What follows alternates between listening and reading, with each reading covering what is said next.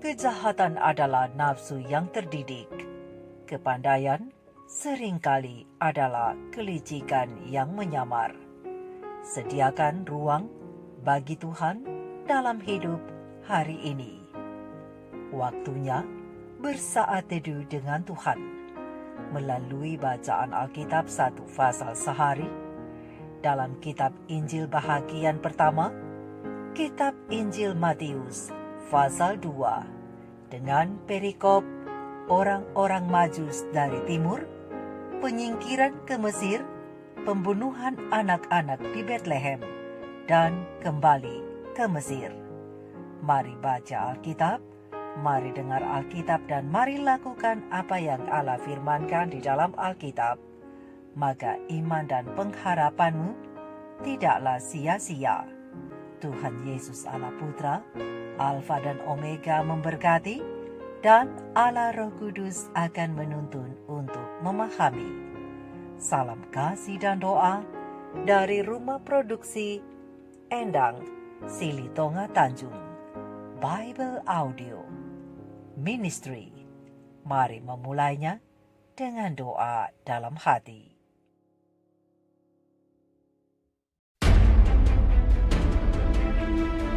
Sesudah Yesus dilahirkan di Betlehem di tanah Yudea pada zaman Raja Herodes, datanglah orang-orang Majus dari timur ke Yerusalem dan bertanya-tanya, "Di manakah dia, Raja orang Yahudi yang baru dilahirkan itu?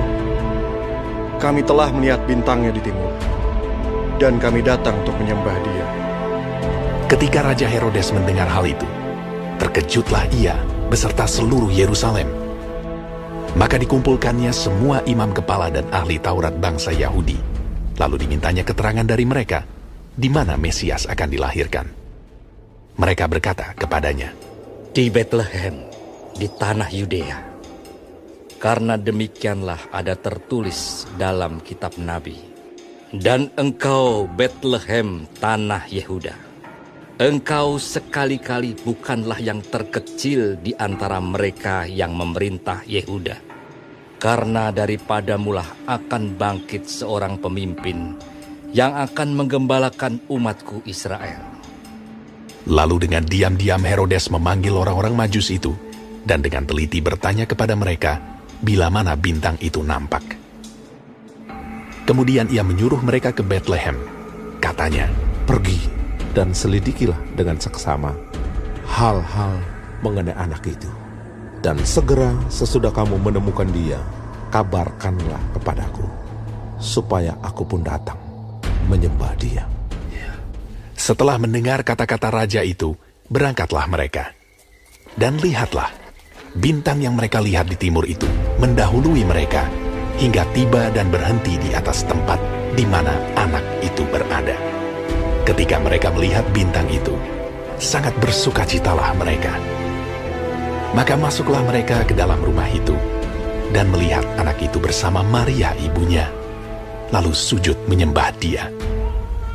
Mereka pun membuka tempat harta bendanya, dan mempersembahkan persembahan kepadanya, yaitu emas, kemenyan, dan mur.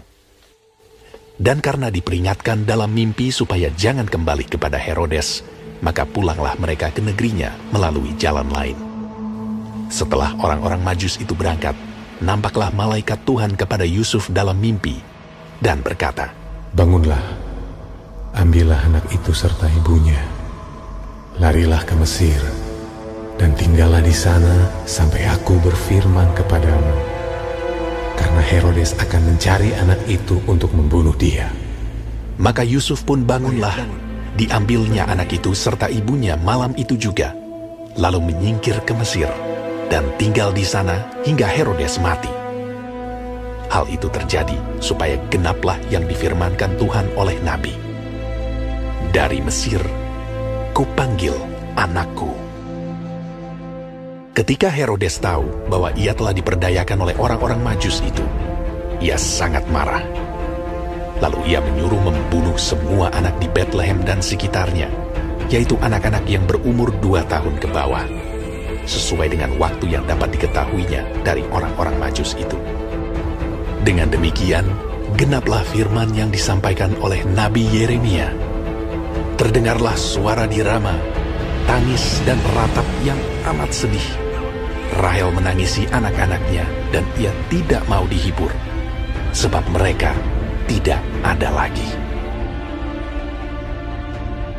Setelah Herodes mati, nampaklah malaikat Tuhan kepada Yusuf dalam mimpi di Mesir. Katanya, Bangunlah, ambillah anak itu serta ibunya dan berangkatlah ke tanah Israel, karena mereka yang hendak membunuh anak itu sudah mati. Lalu Yusuf pun bangunlah, diambilnya anak itu serta ibunya dan pergi ke tanah Israel. Tetapi setelah didengarnya bahwa Arkelaus menjadi raja di Yudea menggantikan Herodes ayahnya, ia takut ke sana. Karena dinasihati dalam mimpi, pergilah Yusuf ke daerah Galilea. Setibanya di sana, ia pun tinggal di sebuah kota yang bernama Nazaret. Hal itu terjadi supaya genaplah firman yang disampaikan oleh nabi-nabi bahwa ia akan disebut orang Nazaret.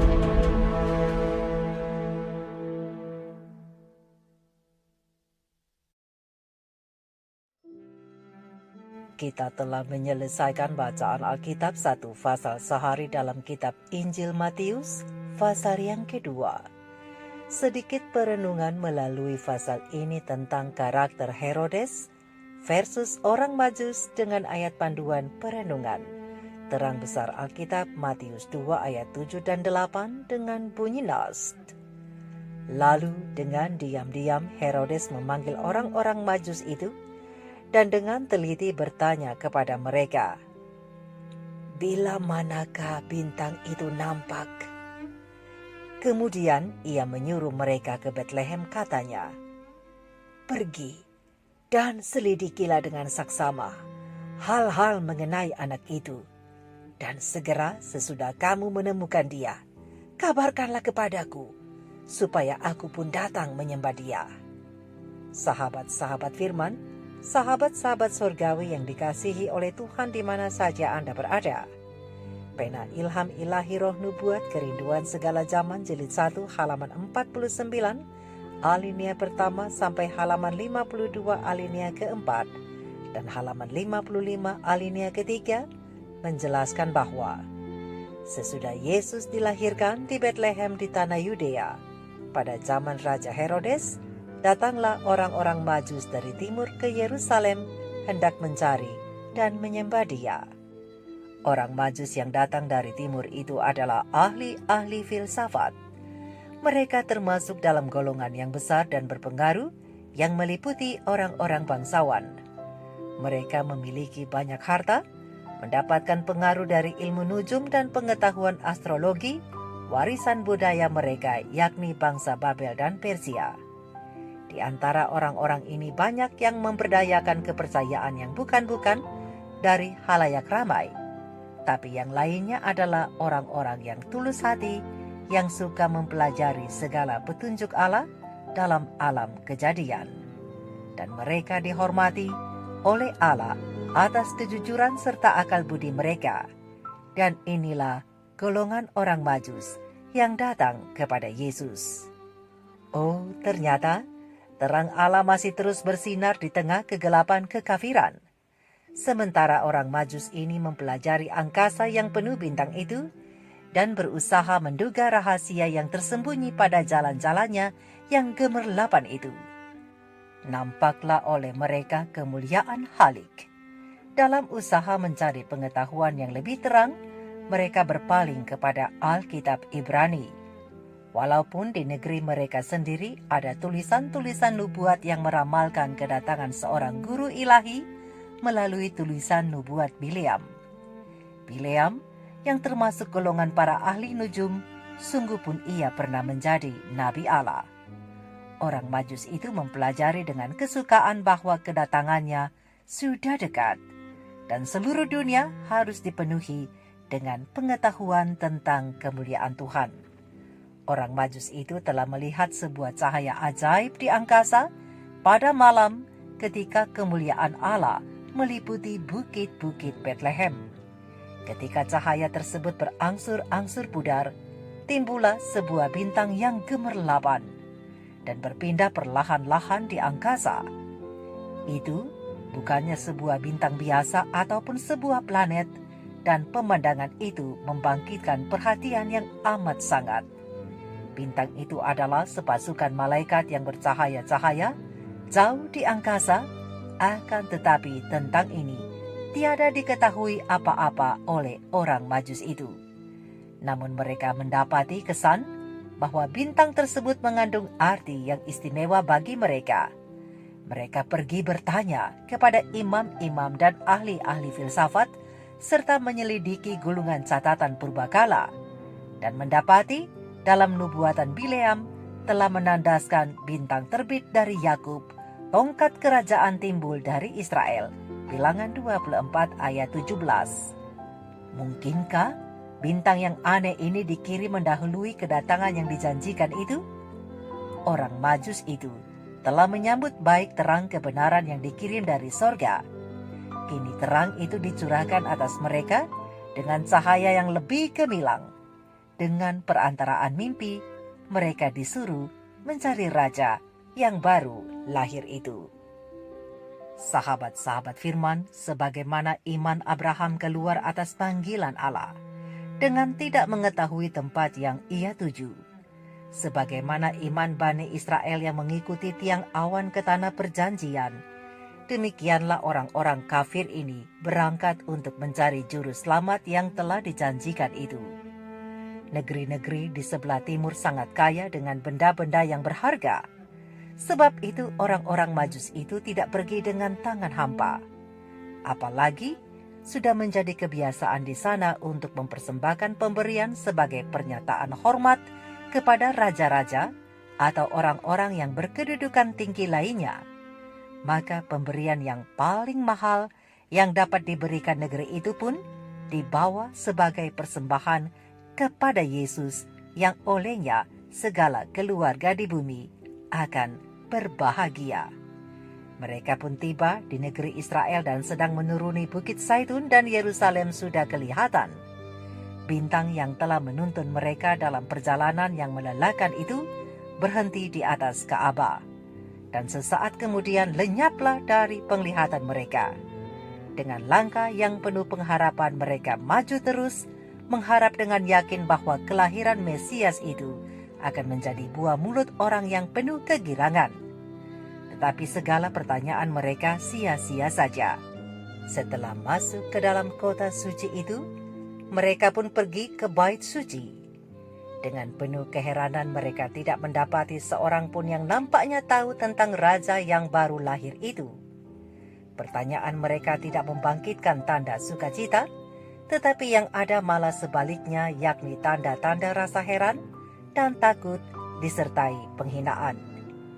Imam-imam tengah mengulang-ulangi tradisi-tradisi. Mereka meninggikan agama dan peribadatan mereka sendiri, sementara mereka mencela bangsa Yunani dan Romawi sebagai orang kafir dan orang berdosa melebihi orang lain. Tetapi dalam pandangan Allah, orang Majus itu bukannya penyembah berhala. Bagi Allah, mereka jauh lebih tegak dan tinggi daripada imam-imam itu yang mengaku sebagai penyembah Dia. Namun mereka yang dianggap oleh orang Yahudi itu sebagai orang kafir, bahkan di antara para penunggu yang telah ditentukan kitab suci itu, pertanyaan-pertanyaan orang Majus yang penuh harapan gemilang itu tidak juga menjamah hati. Kedatangan orang Majus itu segera tersiar di seluruh Yerusalem. Maksud perjalanan mereka yang aneh itu menimbulkan kegegeran di kalangan penduduk yang selanjutnya merembes ke istana Raja Herodes. Herodes, orang Edom yang licik itu, tersentak ketika mendengar kabar tentang kemungkinan akan adanya saingan. Pembunuhan yang tak terhitung banyaknya telah mencemarkan jalannya kepada tahta kerajaan. Dasar orang asing. Ia dibenci oleh rakyat yang diperintahnya. Hanya satu-satunya keamanan bagi jiwanya hanyalah melalui kebaikan Roma. Akan tetapi, putra yang baru lahir ini menaruh tuntutan yang lebih tinggi. Ia dilahirkan untuk kerajaan itu. Herodes mencurigai bahwa imam-imam berkomplot dengan orang-orang asing itu untuk mengharu-birukan halayak ramai dan menurunkan dia dari tahta.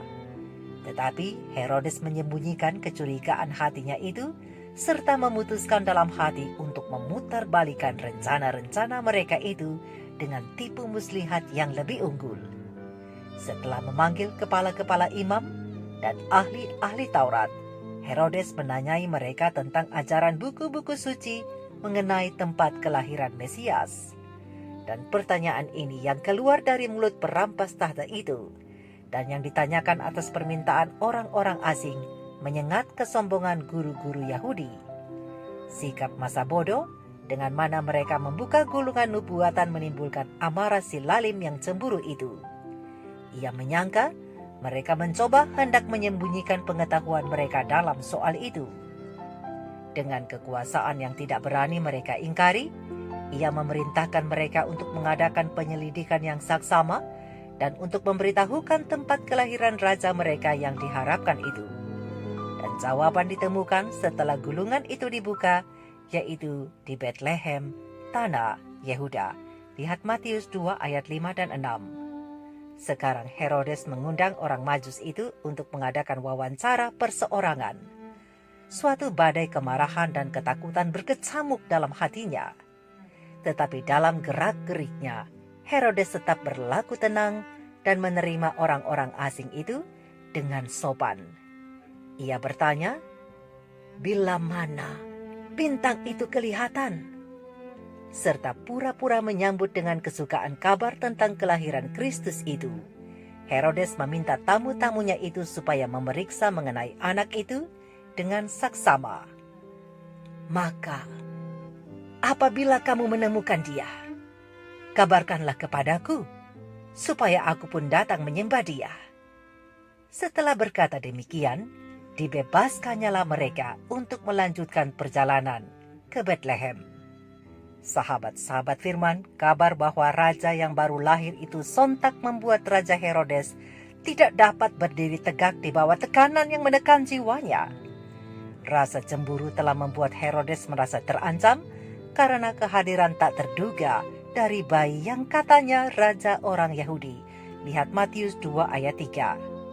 Tetapi ia berusaha untuk mencoba menyembunyikan niat dan dendamnya dengan berusaha tampil seolah-olah ia begitu penasaran untuk mendapatkan informasi dari orang-orang Majus itu.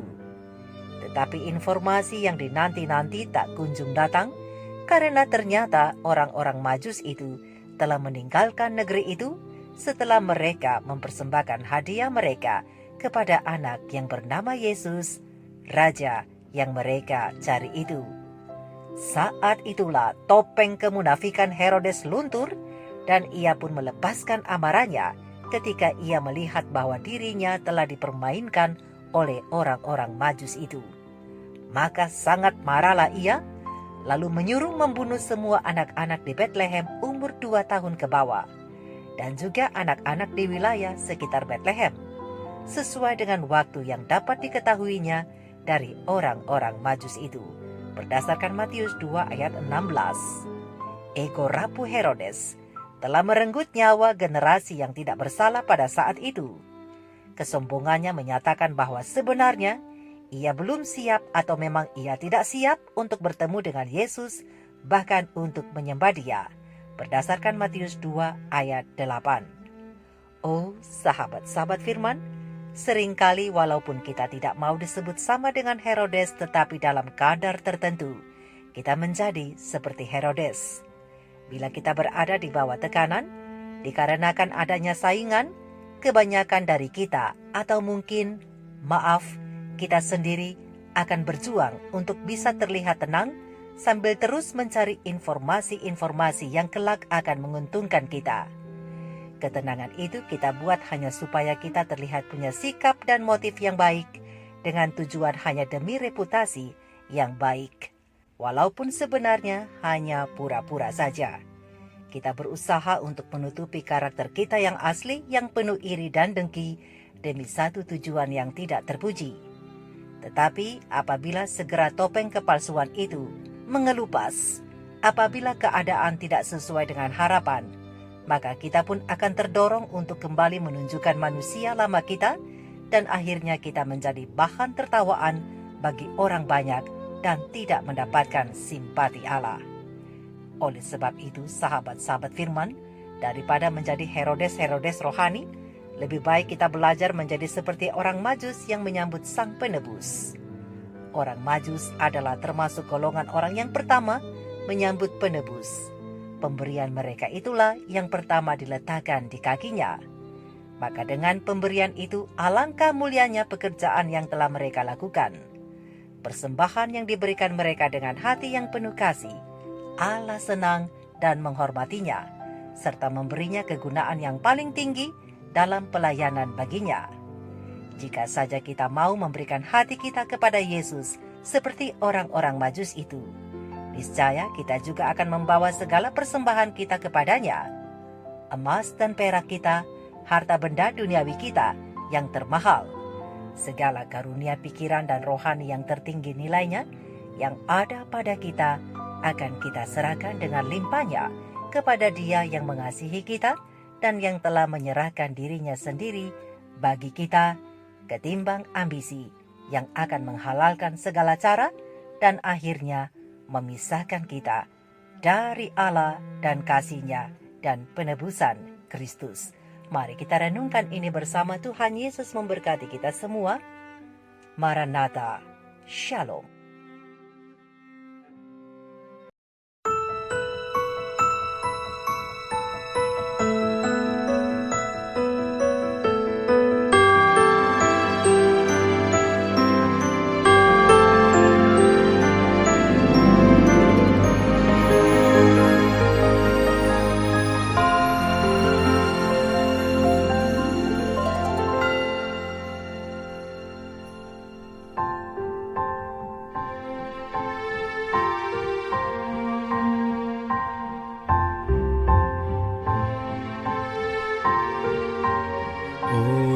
Yesusku, Engkaulah Raja damai. Kau turun ke dunia, selamatkan manusia. Oh Yesusku, Kau Tuhan penuh kasih, Kau berikan hidupmu untuk tebus dosaku. Kaulah Allah yang kupuji, Kaulah Allah yang kusembah. Kemuliaan bagimu di tempat maha tinggi. Kemuliaan bagimu di tempat maha tinggi.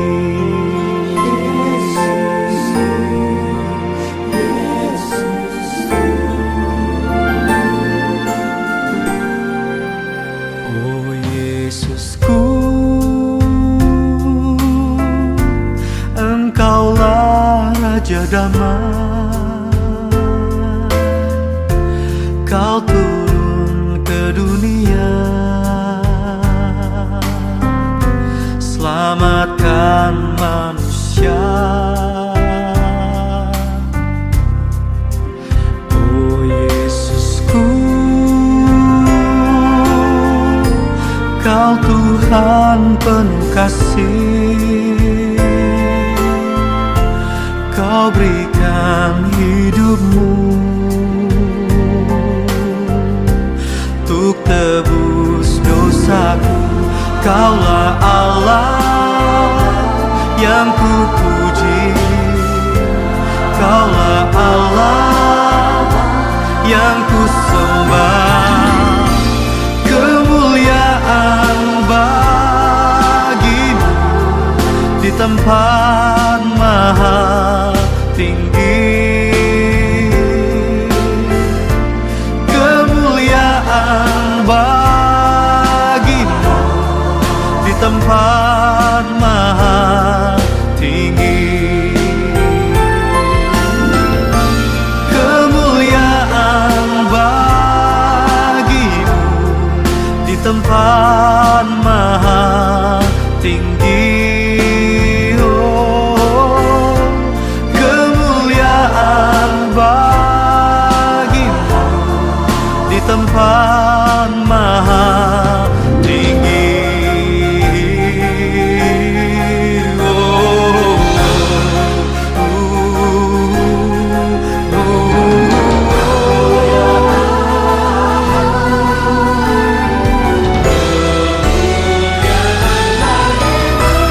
Kemuliaan bagimu di tempat maha tinggi. Kemuliaan bagimu di tempat maha tinggi. Kemuliaan bagimu di tempat maha tinggi. Kemuliaan bagimu di tempat maha tinggi. Di tempat maha tinggi. Di tempat